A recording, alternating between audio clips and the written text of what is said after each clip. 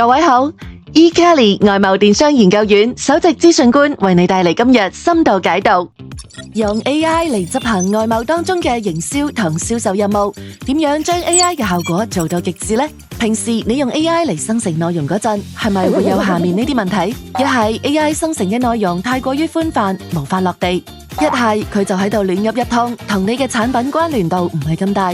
你要做大量嘅調整，基本等於白做。其實最強嘅 AI 指令 DeepSeek 已經話俾我哋知啦，你只需要喺 DeepSeek 執行任務之前咁樣同佢溝通。Hello DeepSeek，請你幫我生成一個指令，呢個指令要能夠幫我完成到某樣任務。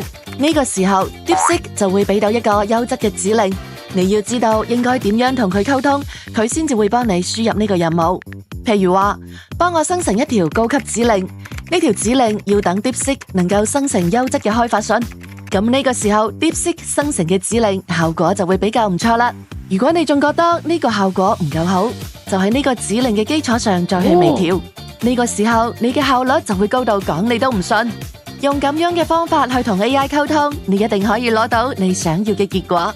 訂閱 eKelly 外貿電商研究院，每日一個外貿小知識。鍾意我哋嘅話，點個 like 啦！